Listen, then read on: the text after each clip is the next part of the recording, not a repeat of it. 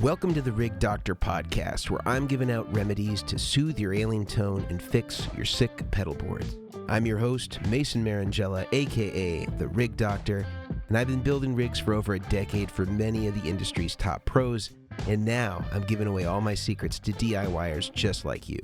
I'm giving away all my tricks, tips, resources, easy hacks that I've learned over the years so that you too can build a rig just like a pro. In today's episode, I'm bringing on another rig building professional, Brian Omilion from Omilion Audio and Guitar Sanctuary. And Brian has been doing this for several years, building rigs. Started on Instagram, had lost a job that he was working with Jackson Audio when they had going from amps to pedals, and started doing rigs on his kitchen table and evolved that into a business. Then was hired by the Guitar Sanctuary, which is a dealer of ours, of our Vertex effects, to do in-house pedal boards for their customers, and has been there for several years, and is now kind of running the Pedalboard show over there, and is also doing a bunch of other stuff for them over at the Guitar Sanctuary. And Brian walks us through his approach to rigs, some of his best practices, some of his favorite pedals that he's found have worked really well for rigs. We talk about switchers, power supplies, cables, connectors, all the pedalboard geekery that you can think of. So this is going to be a fun one that I really look forward to. Brian has got some of the most Instagram-worthy pedalboard photos that I've ever seen. He's got really beautiful and neat wiring, so I'm excited to hear a little bit more from him about his approach and how he goes about making these beautiful pedal boards that he does. Before we start, though, if you want to support this podcast, you can help us a ton by just sharing it on social media, subscribing to it, following us on Instagram, Facebook, YouTube. Just take a screenshot of what you're listening to and share that out in your stories or whatever it might be. That goes a long way in helping us. You can also support us financially by buying one of the Vertex products from either our website, vertexeffects.com, or an authorized dealer. Or if you want to have more one-on-one time with me, the Rig Doctor, you can join us on Patreon or through our paid memberships on therigdr.com. We have memberships as low as $4.99 a month, and that gives you exclusive weekly access to our Q&As and AMAs that we do as a private live stream for our members, in addition to exclusive deals and discounts on Vertex products and new releases before anybody else has access. And if you can't afford any of the accounts, you can actually request a free one, which gives you all the rights and privileges of our $4.99 account at no charge whatsoever. So feel free to hit us up for one of those at info@vertexeffects.com or info@therigdr.com, and we are happy to grant you a free account, no questions asked. The only thing that we request is when your financial situation changes, you become a supporting member at that time. But in the meantime, feel free to use the account as much as you want. Please don't be bashful. Definitely send us an email. We don't want money to stand between you and great tone. Before we get into it, I have one more thing to do. I got to thank our sponsors that make this podcast possible. Blue Microphones for providing all the microphones for this. True Tone for providing giveaway items and items for our supporting members, power supplies, milliamp readers, all the good stuff that they're making. Also, our friends over at Diodario, they're providing us with strings, string winders, guitar cleaning kits, all the accessories that you need to ever maintain your guitar. They're providing that for us, and also providing a lot of the stock and inventory for our giveaways, so big shout out to Diodario. And without further ado, I bring you Brian Omilion from Omilion Audio. How did you get into doing this? You work for, is Omilion Audio like its own company, or is it like an extension of Guitar Sanctuary, or like what's that dynamic to the degree you're able to talk about it? Okay. I'm just curious, just for kind of, because like I know you have your Omilion side, but then like Guitar Sanctuary is also this great company. Yeah. They carry our Vertex products. How does that work? So it all started from actually me working on boards from my house in like an apartment. Actually, I just got laid off from a job and needed just another way of income, really, when I came down to it. So I started building boards on a desk, and a lot of people are like, "Oh, I don't trust you. You just have a personal page and everything." And I was like, okay, and like, we need something more official. So I kind of just built a business page off of like my name and through audio on it because I was like, oh, I have to deal with audio kind of thing. I was like, I'll do some because there's so many like solutions and rigs and there's all these different options. And I was just like, well, I kind of like the audio side. So I just kind of picked it and made an account and, communicated through people with that. It was still hard though because I had a home address that I was having people ship to me, which was kind of confusing for some people. I was like, I'm a personal person doing this in my house, and I have a long history of working with these other companies and these amp companies I used to build for, and it just kind of turned into me building boards on my kitchen table for about 4 years when I outgrew the desk size because the boards were getting bigger and bigger, going from tiny boards to 32 by 16 plus board sizes that it just kind of like needed more space. And then I actually got an Instagram message from the Guitar Sanctuary saying, hey, we're looking for a pedalboard builder, recommendations by these clients you've worked with before. And I just happened to work down the street from them. Actually, not even work down the street. I used to live I actually lived down the street from the shop, like 5 minutes away. So I was like, sure, I'll be there in 5 minutes. And I came and talked to Brian, and he's like, we love your name and the page you have and the momentum that you have going, and we want to bring you on as a staff. So I'm on staff with the Guitar Sanctuary, and the Omilion Audio is basically like under the umbrella of the Sanctuary. Really, when it comes down to it, is I am the Guitar Sanctuary, but we didn't want to lose those followers. I'm just about to hit 10,000 followers on Instagram, so like we didn't want to just like so if you're listening to this, go over and follow him. yeah, exactly. Yes, please. What is it? It's just add Omilion Audio. Yeah, Omilion Audio, OMILIONAUDIO. It's a good way to remember. Is my last name is spelled with one L because we can't afford the second. That's what I tell people just as a joke. But yeah, so they're like, we don't want you to delete your page because I deleted my page before when I worked for Jackson Ampworks. I had like 5,000 or 6,000 followers, and it was mostly because I worked for the company. And so I was like, I want to start fresh. So I started the page about 4 years ago when I started doing this, 4 or 5 years ago. So now I'm just about to hit 10, and a lot of business, a lot of traction. It's not all inconsistent like guitars, pedals, then a pedal board. Like I consistently, post tutorials and demos and videos on the gear we are building with. I always say we, it's just me. I'm the one-man show. But yeah, I work in the back of the shop and I do some pedal sales, but I'm mainly just in the back doing builds and doing video editing and photo editing and everything. So I've taken a lot more roles besides board building. Yeah, it sounds like it. I can't imagine having to kind of balance all those things, just knowing what it entails just to build the rig side. Yeah. And not have to deal with a lot of the other stuff. So how many years would you say were you building pedal boards in parallel with working at Jackson Ampworks? So before you kind of went completely independent? So I worked for Jackson for 3 years. And while I was there, I was learning how to solder like speaker cabinets and learning the difference between the hot and the ground and just how to build speaker cables. Really, that was what it was. It was speaker cables and Tolexing. And between the first year of me working there, I didn't really do anything. And then I was like, oh, I'm going to reach out to a couple of these companies and get some information on a board build. But I was playing so consistently and I had really crappy cables that I just didn't like. And I was like, well, I'll try to get my board built. Couldn't really get any information from anyone. And if I did, they were too far away to send all my stuff to for a couple of weeks, almost a month. That I was just like, what the heck? I'll try it myself. So with another coworker, we kind of just brainstormed together and built a couple boards. We did the drill through the top of the wood because there were slanted boards and ran cabling. It was a totally not great board. It was super you could barely get the cable out and everything, which was really funny. And it was just one of those I wish I didn't do this. And I used some solderless cables then. I wasn't even doing the soldered cabling because I just didn't really think about it. And then Brad was like, what are you doing? You should be using soldered cables. And I was like, yeah, I know. I wasn't thinking about it. And then I started using them. So I would say for the first year I was there, I didn't do anything. So then the last 2 years I was there, I was building boards kind of after work. And then when I left that job, I was doing it at home while working another job. So I was working like 8 a.m. to 5 p.m. with a one, not even a 1 year old at the time.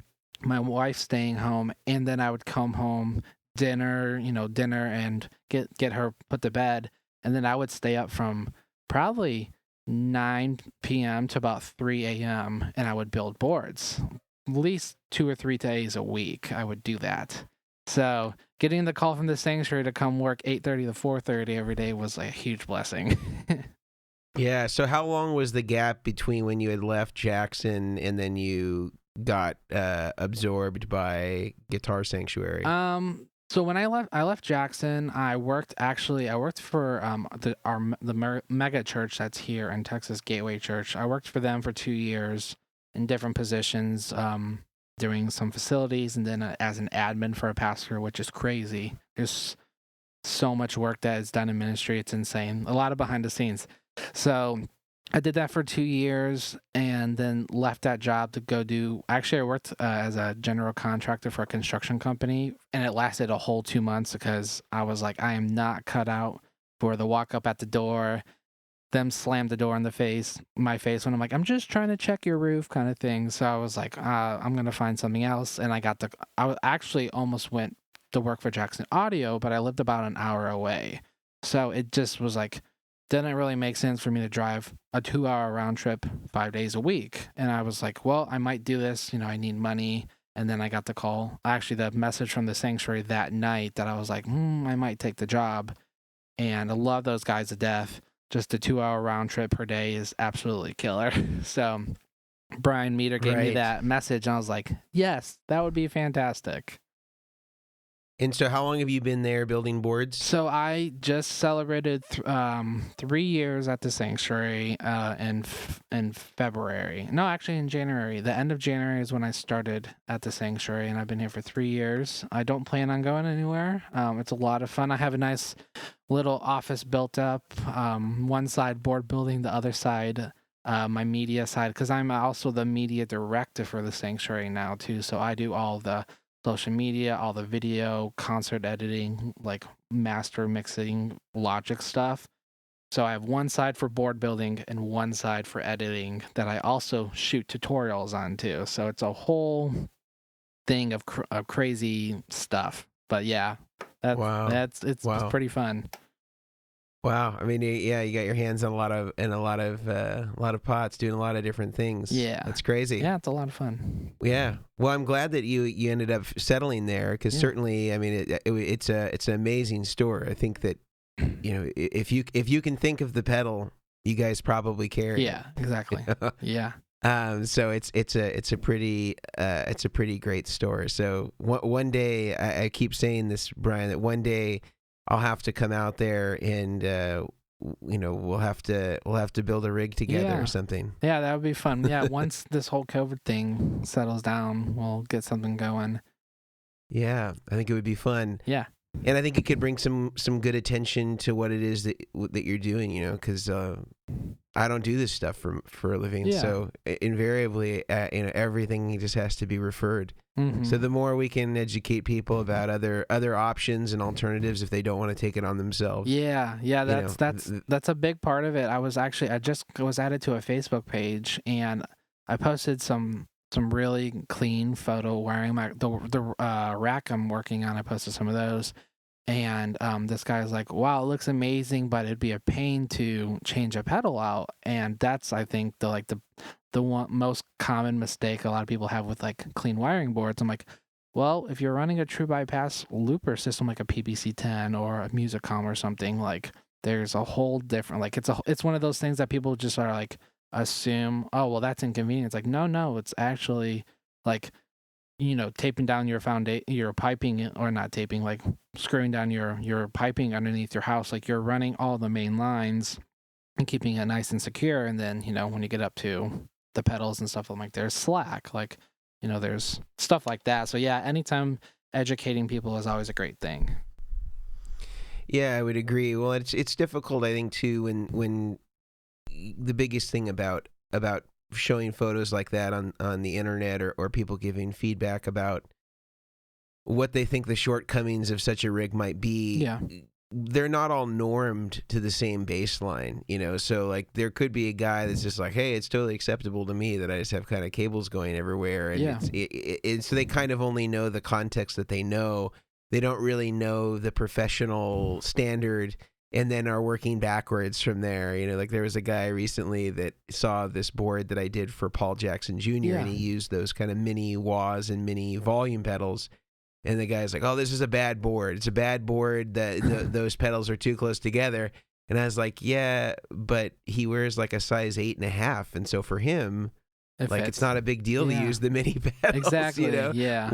Where for me, I have a size 12. I could never do it. Yeah, exactly. And so context is so important. And I think that like, obviously we can only evaluate the efficacy of a rig through sort of our own lens or whatever that is. Yeah. But I think that this is a good segue into one thing that you and I can both kind of commiserate on a bit, which is kind of looking at pedalboard best practices and like what would you say to somebody that's considering either hiring somebody like a Brian Omilion to build a rig, or they're considering taking it on themselves.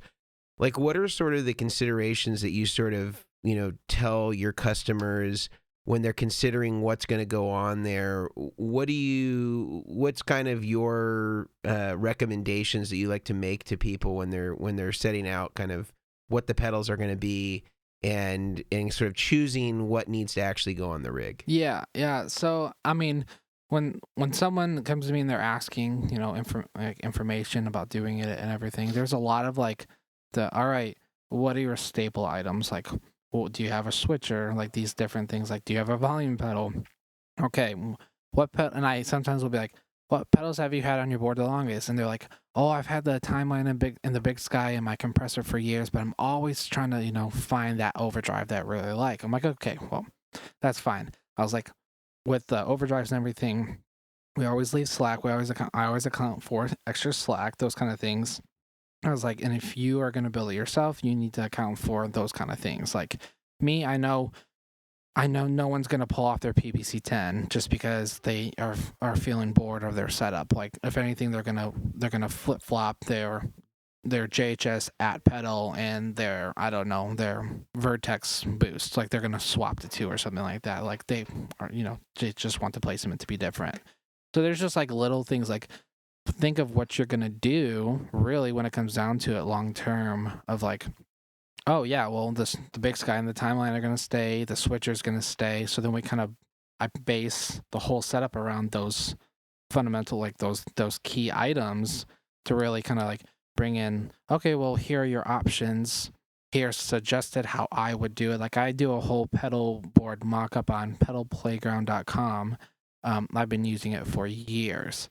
And it's super accurate. You can type in dimension size of pedals, of boards, of tiers, everything. And then I'll be like, this is what I suggest. And they keep it typically. I'll be like, this is how I would do it. Or this is how I will do it. And they're like, okay, cool. Let's do it kind of thing. And it kind of just is like, I always tell people, plot out what you're going to do. Don't just start doing it. Like I have people all the time.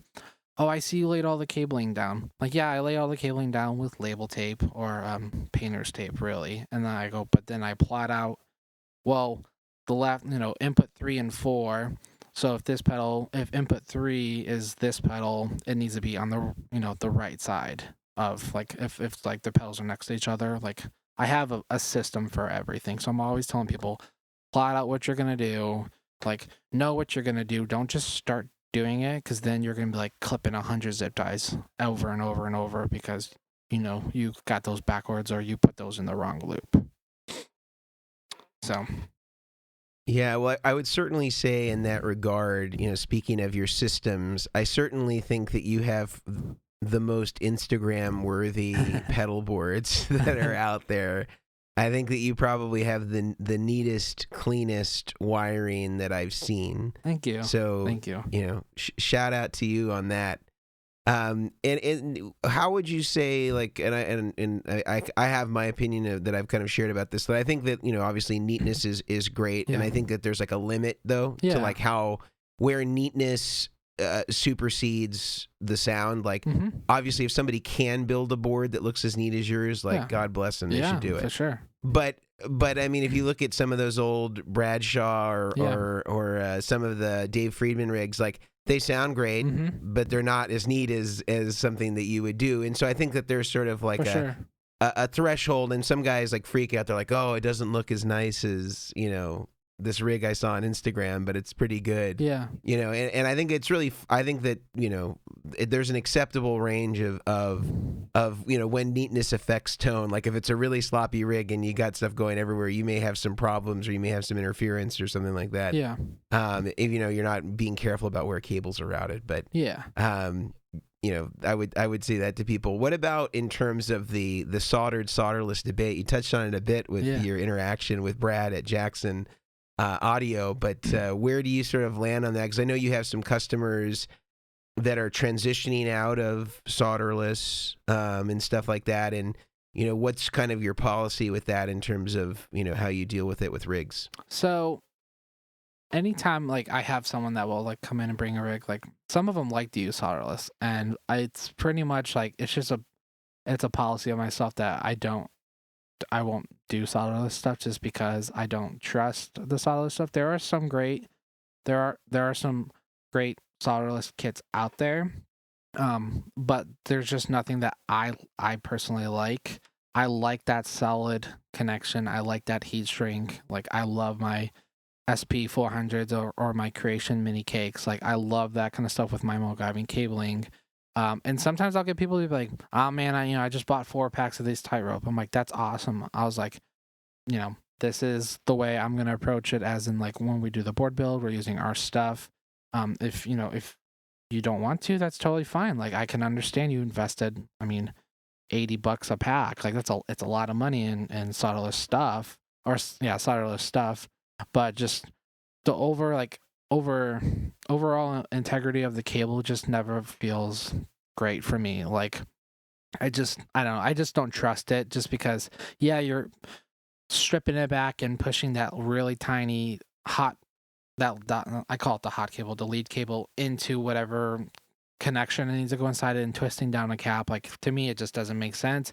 In a pinch, it's great. I'm not, knocking people that use solderless stuff, because sometimes that's all people can afford, or they don't have a soldering gun. I didn't have a soldering gun. I used Orgel cables for years, and then I was introduced to the option, and I was like, sure, I'm gonna try it. And I have plenty of clients that are like, oh yeah, I solder at home all the time. Like, I'll take all your plugs and cable and do it myself. I'm like, sure, do it, kind of thing. So yeah, it depends on the person. If they're new, they're like, all I can afford is solderless cabling, then go for it. Like, don't let it stop you from playing. Like, that's the part. Like, and I also tell people, like, it's your rig, it's your hard-earned money that you're putting, you worked for. Like, you spent all those hours delivering DoorDash or, working at Chick-fil-A or wherever it is that people are working. I was like, to buy that thing. So I was like, don't let someone be like, oh, you use solderless, you suck, because that's not,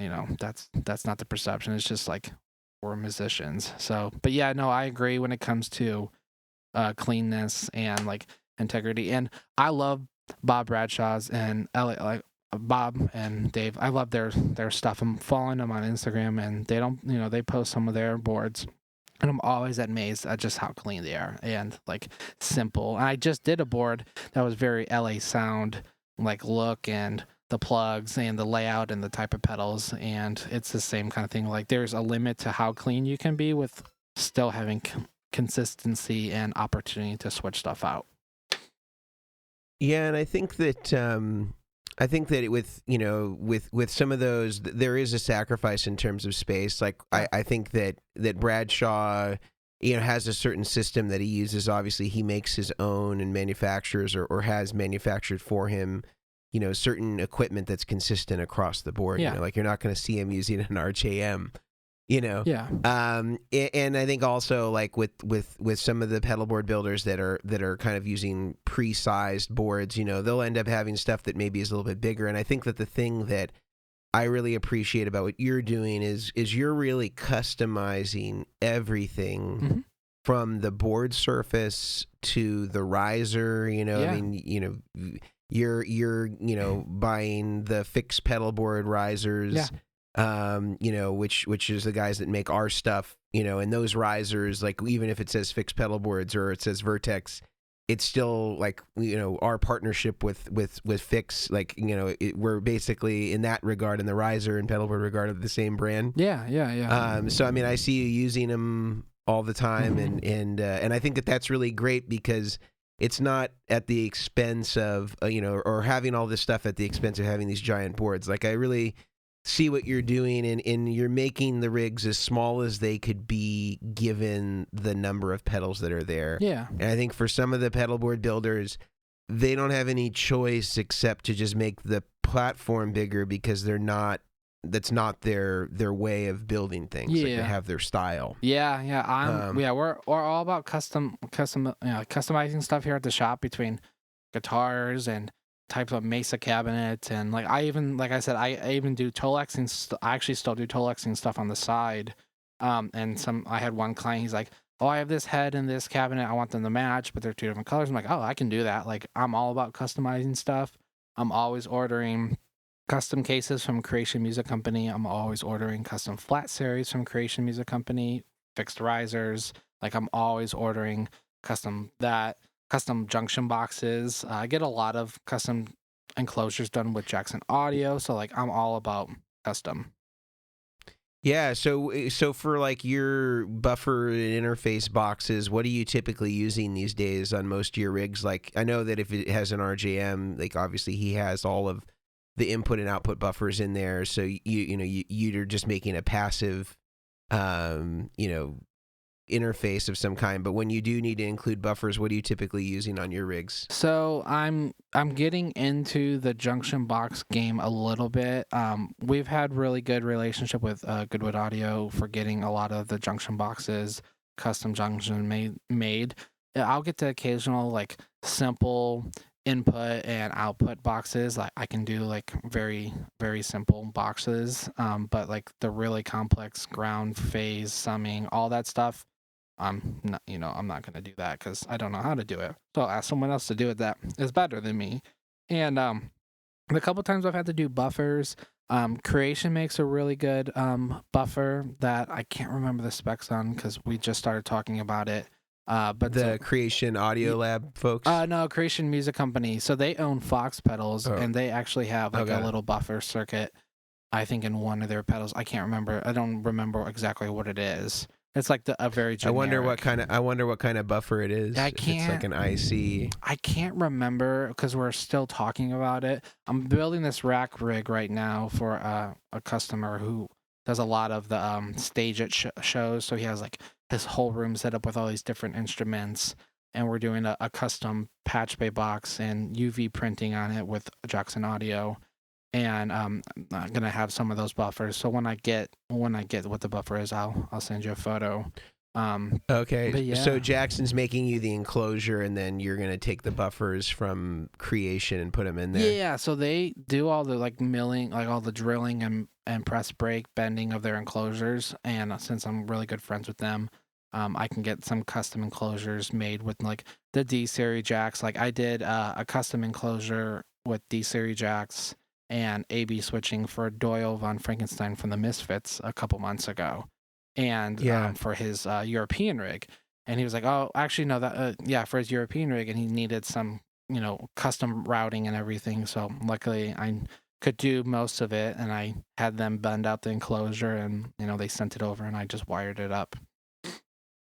Yeah, well, definitely let me know on the specs, because I think there definitely is like a ton of misinformation about the buffers, and I actually think the one that I mean, I've seen you use it a few times. It's really good. Is the Musicom one is really high quality. Yeah. And it's it's the right specs. It's the right type of design, because there are some that will use ICs, but they'll use really terrible ones for that application, like a TLO 72 or something like that, and if you see that, run. It's not what you want. But in any case, that's cool. And what about like in terms of gear? Like, you obviously see a ton of everything come through the not just on the retail side working at Guitar Sanctuary, but also just on the board side. And it's valuable in some cases, I think, having this job, because you not only get to see the gear, but you get to see if it actually works properly in the field, and in the wild. And I think that you start to develop patterns of combinations of effects that tend to work really well together, and are not just designed to be used in isolation, which unfortunately a lot of the pedal builders, that's how a lot of the pedals are conceived. You know, they think about them as these islands, but really once they get into the wild, they're going to be used with all sorts of stuff with dissimilar inputs and output impedances.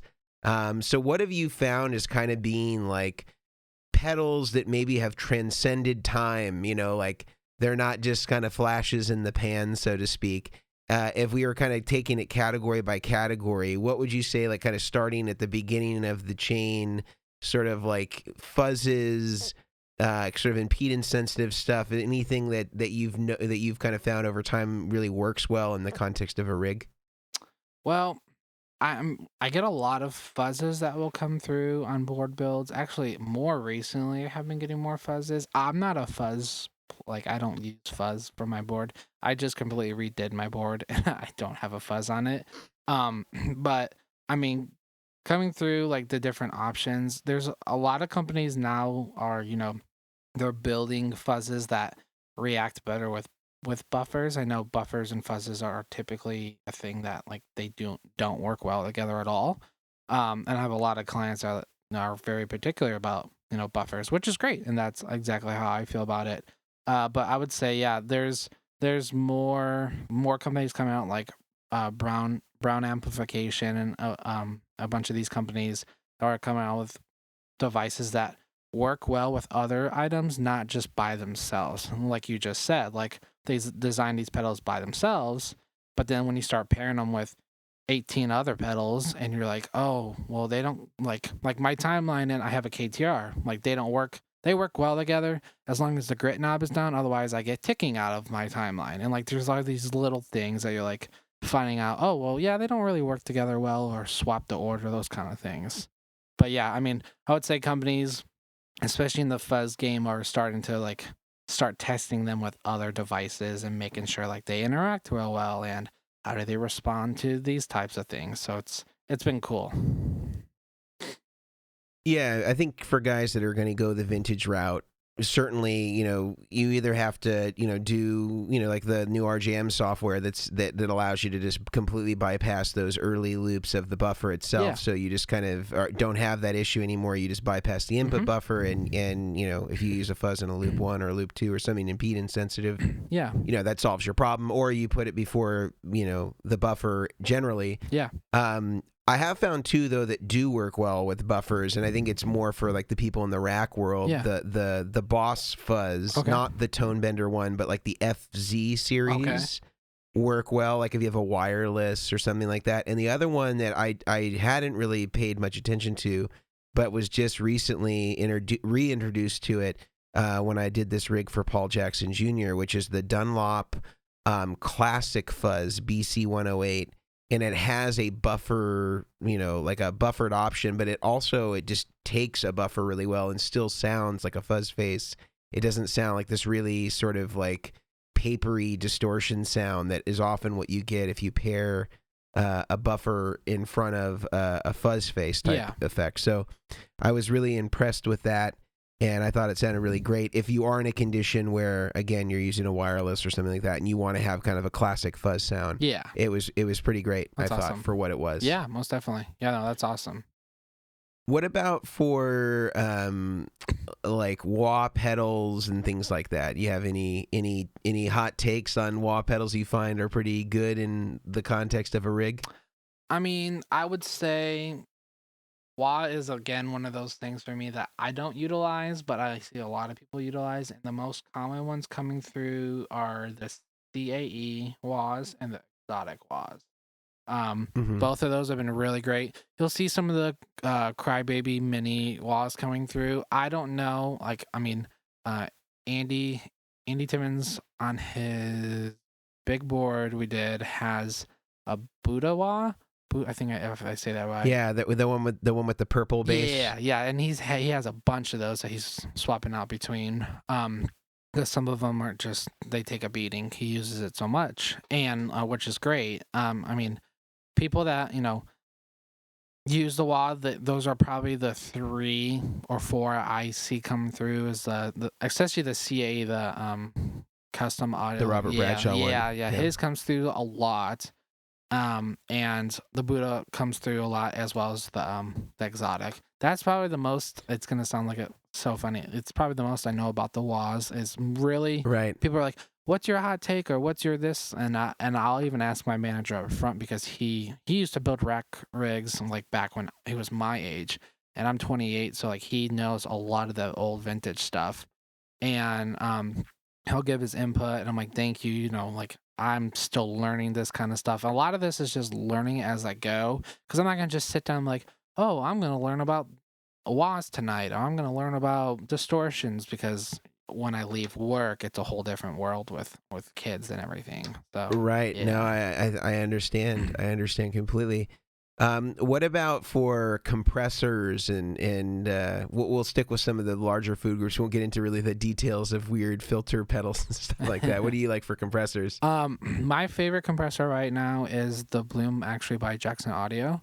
I love the different options it has on there. I love MIDI, so having the different options between a slide compressor and a normal studio compressor and a chicken picking compressor all in one, and I can program it to switch between whatever one I need for presets, is huge for me. I don't do a lot of slide, but when I do it, I like to have that option, and instead of having to have multiple, multiple compressors or something for those different types of sounds in like a true bypass looper, which I've seen someone put 3 compressors because it did 3 different types of compression, and one was like a slide one, and all these, like, that's great. For me, I just love the tone of it. I would say the second would be the Cali 76. Like, the Cali is great. And then the the Diamond compressor. I think they have a junior too. Those are like my 3 favorites, but the Bloom is definitely like my number 1 favorite, just because it gives you 6 different compressions, an onboard EQ, and a boost. There's a lot all packed into one, and the boost is great too, because it can be MIDI controlled too. So I have 4 different stages of boost at my foot right there that I can switch between, that I'm not having to bend down and physically turn the knob, because internally my controller's doing it. It's pretty great. Nice. Yeah. What about for higher gain distortion devices? Higher gain distortion. I would say it's I'm trying to think of the name of it.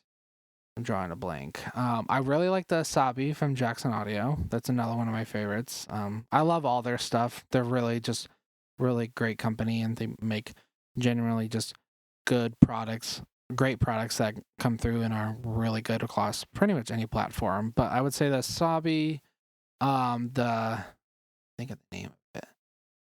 I can't remember if the 1981, the DRV, is a distortion, or I've seen them come through. Yeah. It's kind of like a rat. Yeah, I would say like the 1981 is also another great one. I'm not a huge distortion person. I've grown up playing in church. I used to play in a band, and I used a Vox Veltronic multi-controller board, like when I grew up. Like, that's pretty much all. I had that, and I had a really bad. I actually took a bass combo amp that I didn't even know out of the trash, and I fixed it up, and I used that with that for like years. And as a 15-year-old kid that's pretty much broke, that was just what I used.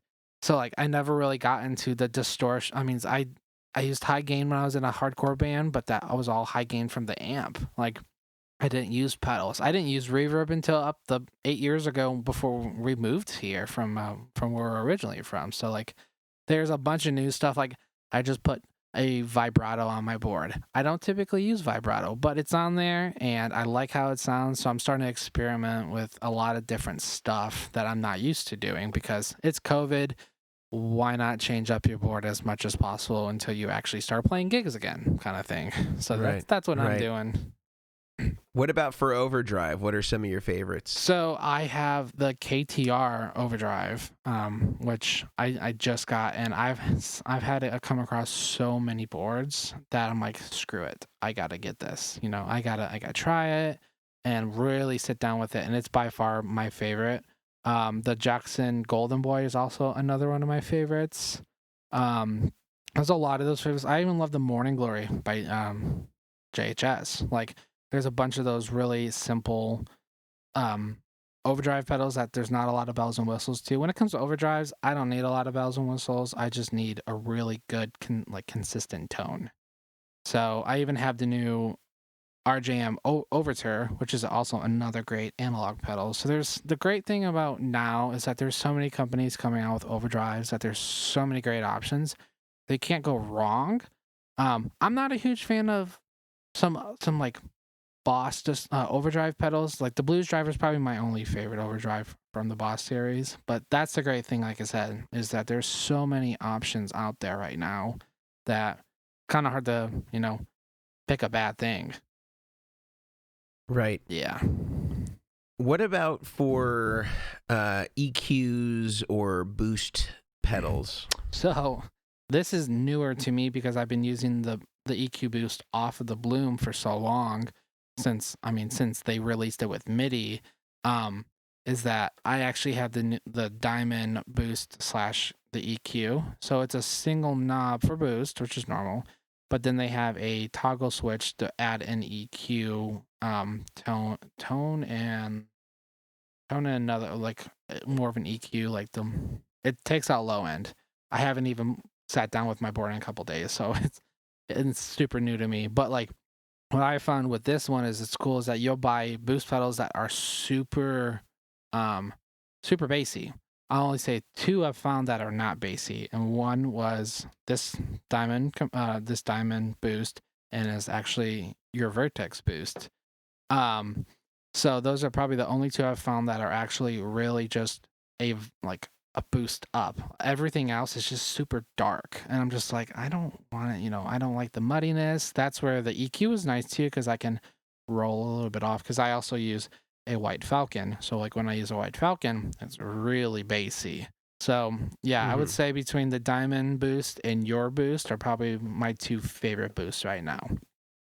Nice. Yeah. What about for volume pedals? What have you been liking for those? The most common one coming through is the Dunlop series. They have the mini, the 8-inch, and then the full size one. Those are the most consistently ones coming through. You'll get a bunch of Ernie balls. Most of them are switching them out for like the upgraded cable, and the upgraded actual cable option because the string is breaking. I have an A3 custom volume pedal from those guys overseas, and I love it. I know they're a little bit higher in price than a normal like Ernie ball or something, but like for the sweep and everything, it's very light and it's smooth. It compares to like the Hiltons and the Goodriches and everything, but it's a passive volume. There's no tone loss. It's the same footprint size. So it's another one of those things that it's kind of your flavor when it comes to the type of volume you like, the type of sweep you like, if you want to be able to adjust, or if you want extra output out of the volume, because I think the Lele has a volume control, and I think the Hilton, like, they have some volume controls on the side to kind of help out, but those are also powered. Right. Yeah. What about for modulation?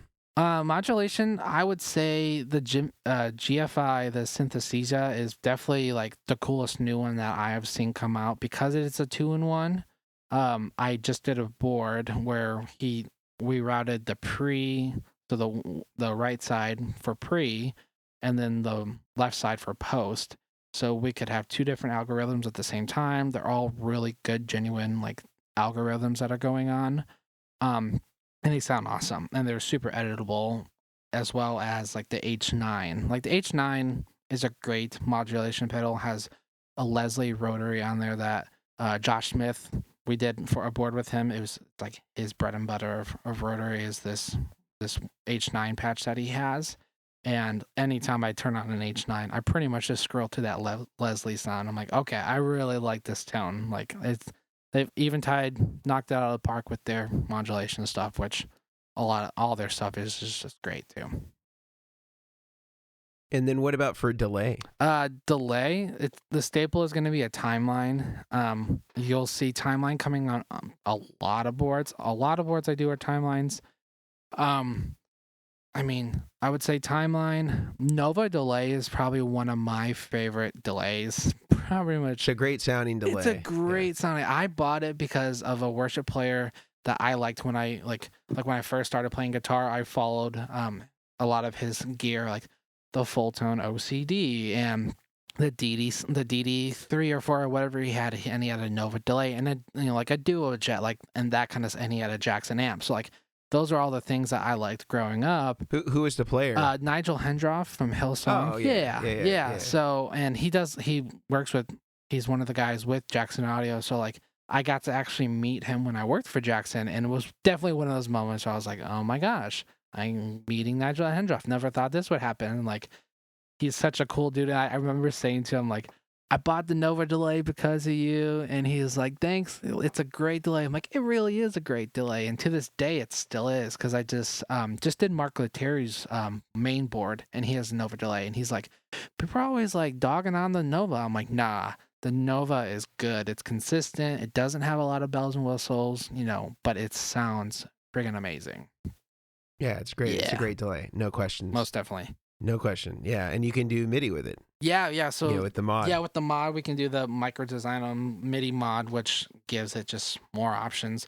Which, even if I had a Nova, I don't know if I would do it just because I like the simplicity, but I also do like being able to change the presets. So it's a cool option. Absolutely. And what about for reverb? Everyone laughs at me when I talk about this. I've had so many different reverbs. I went through this kick of having the Big Sky, selling it, and getting the Nova reverb that TC had, and getting a Hall of Fame, getting an RC5. Like, I've had so many kinds. The New Wallace, the R1. I mean, I've had everything. I would say the Big Sky, because I always go back to the Big Sky as being pretty much number one for me. And then second is the Flint. Like, the Flint reverb on there, on it is absolutely perfect. Like, it's just really simple when you need a reverb. And then like an RV6. Like, those are like my 3 favorite ones. Some other companies have come out with stuff like the Specular Tempest, and those like the what's the name of it? Like the Blue Sky, and Eventide has a reverb. Like, they're all great reverbs. But when it comes down to it, if I had to quickly pick something, it would be the Big Sky, because it does a lot. I only use 3 reverbs, but they're the most consistent 3 reverb sounds I've ever used, and they're so natural for me. Yeah. Now, we've talked about kind of all the major food groups, and I want to get into kind of the switcher side of it now. For switchers, I mean, you use a lot of RJM. Yeah. You guys sell a lot of RJM through Guitar Sanctuary. What would you say, like, are kind of your top 3 switchers? Like, if somebody's considering a switcher, what do you kind of consider, like, these are kind of the best 3 ones in your opinion? So, right off the bat, I always suggest the RJM stuff just because I love the company in general. Ron and Sherry are amazing, and they're super friendly and great to work with. And agreed. I love, like, their editor software. I don't know all the, like, the nitty-gritty details of some of the other switchers. It's one of those, like, if it ain't broke, don't fix kind of thing. So whenever someone comes through, I'll pretty much suggest a PBC 10 or a PBC 6 because they both are great units. I also there's another reason I suggest them is because of their jack placement too, as well as the functionality. So the editor, how tall the enclosure is, the jacks, if I can fit square plugs in them. Because if it's a controller like a G2 or a Musicom, I can fit the square plugs in. It's a little bit tighter, and the G2, well, now the G3, you actually have to use straight plugs or right angles. So there's just a little difference between different switchers, and they're all great switchers. I just happen to have a couple of my favorite that I've had. I've had all of the RJM stuff. I've had the LT, the 6X, the 10, the GT. 10, 16, and 22. I've had gizmos. I've had all their stuff, and they're all great stuff. And for me, I have people constantly messaging, "Help me! I can't get my today. I can't get my Volante to talk to my PBC10." I'm okay. Well, and right off the bat, I don't have to dig into the menu or the manual or anything. I just say, check your IA button. Make sure it's set to this. Make sure the MIDI channel is like I know it like the back of my hand. Like it's just one of those things. That I really like. I started with the disaster area stuff when I first started, and they're great and they're great products. And after getting to know RJM, I kind of just stuck with them ever since because they're just consistent. It's one of those things like find something really good and just use it over and over and over, and support great people. So RJM is one. Yeah, on your list. Yeah, and then what would you say would be two? Yeah, after a long spiel, two. It more of is and the like it'd be like a MIDI controller switcher box together. Like the Morningstar stuff is also really great because they're their programming and their editor options. So I would say Morningstar, and then my third would likely be what's the name? I would say Musicom because of their different capabilities and their inputs and their output buffers and their reordering of their loops and everything. I haven't had a lot of hands-on work with the G2 systems, except with Andy's stuff. It's just haven't had it at my disposal like I do these other switchers. Yeah. And then what about for cable choice? What do you kind of mentioned earlier? You're all about Mogami and square plugs. That's fair to say? Yeah. So we're doing a little bit of both between. So square plugs, there's been a bit of a shortage lately from our guys over at Bestronix that we get all that stuff from just because of COVID and everything. So we've actually been. I have some square plugs. I have like 3 boxes, but I switched over to some Creation mini cakes. They're literally the identical size of square plugs. They're more affordable, but they're as great as quality. And I'm actually working on my board with them right now. So we kind of switch between those two. I don't do like half square plugs, half mini cakes on a board. Like I consistently will use only one type of plug on a board unless it's like right angles. Like if I need right angles, I'll add them, which it doesn't happen often. So I'd say those are the options. For right angle plugs, it's going to be like Switchcraft, like the OG Switchcraft kind of right angle TRS plugs. Yeah, the 22. What's that one? 226. Yeah, I can't remember. 228's the pancake, and then 226 is the inner right angle. Yeah, so those are like those are the like the staple items. We also use the straight when I need straight plugs. They're the stubby plugs from Creation. They're just like the Switchcraft 380 plugs. They're black. They're Creations kind, and they also have strain relief on the inside. So we're like the two. The Switchcraft ones, there is no strain relief, just the 2 leads on it. So sometimes, leads would pop off because something gets pulled a little too tight. So we switched to the Creation stuff, which is amazing. And John and them are awesome. And I've known John since Jackson. I met him at a NAMM, and we've been friends ever since. So we use that stuff as well as Mogami. It's called 2319. I use that pretty often. Yeah, it's funny. I call it the sock cable because of Monsters Inc. My kids 2319. That one of the things in the movie. So anytime someone says 20, we got 2319, I always think of that movie. So I always say sock cable, and they're like, "What's the sock cable?" I'm like, "Oh shoot." What I mean to say is the Mogami, it's the 2319 cable. And like, oh, okay. I'm like, sorry.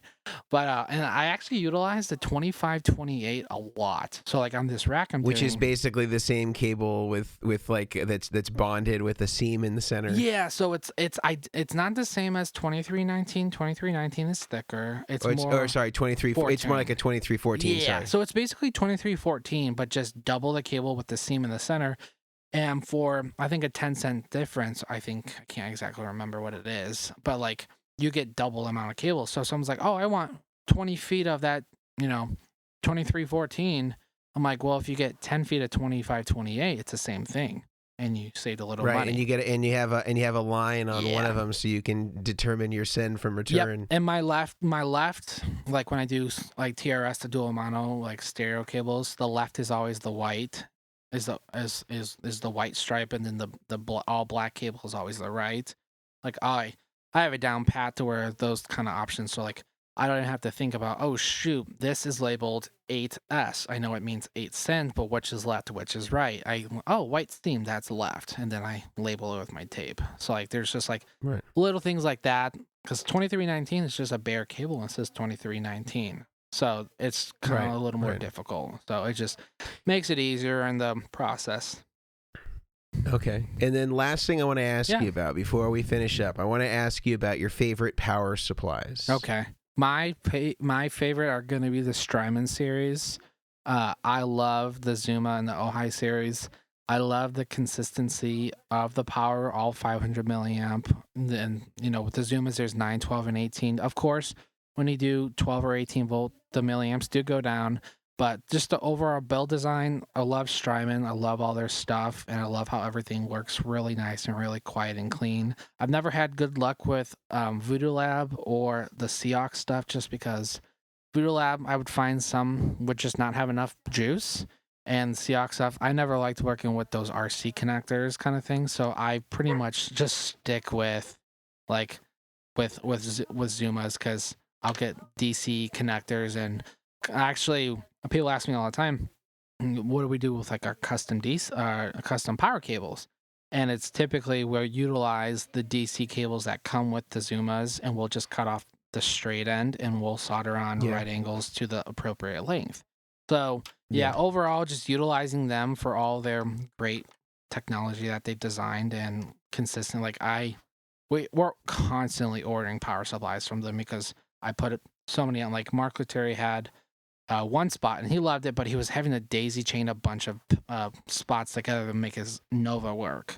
But luckily with the Zuma we put on there, it was one power spot. We flicked it to 12 and it was good to go. So like it's kind of one of those like no-brainer things.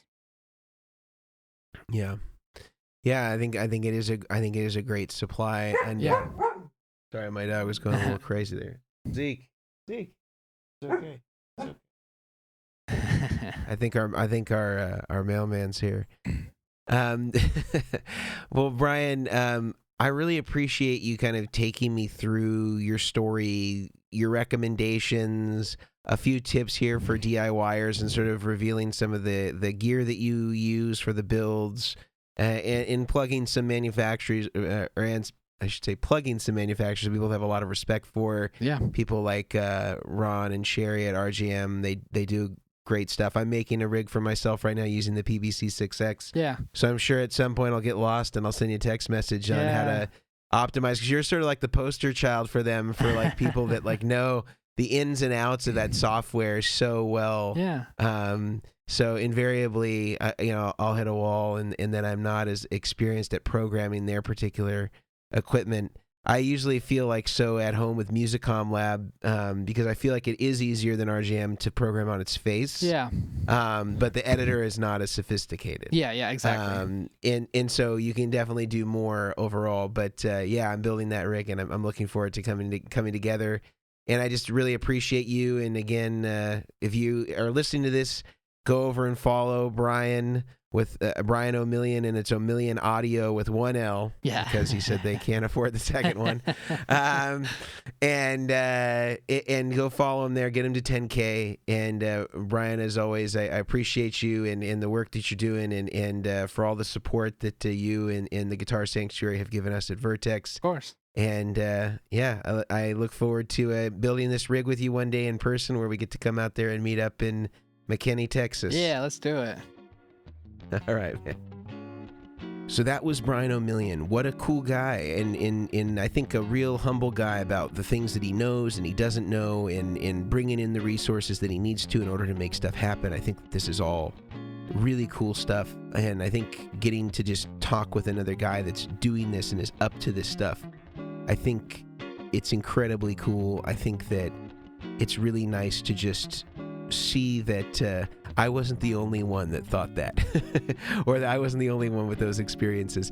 And I think that it's really refreshing to hear that he kind of, made this kind of a homegrown thing, and then was able to kind of have his company absorbed into Guitar Sanctuary. And I get it, man. He's a family man. He's got his kids and his wife, and that's it's a cool thing to grow something like that yourself. And I wish him continued success and in whatever his endeavors are. But hopefully it includes pedalboard building, because he does such a beautiful job. His rigs, I have to say, are some of the neatest I've ever seen out there.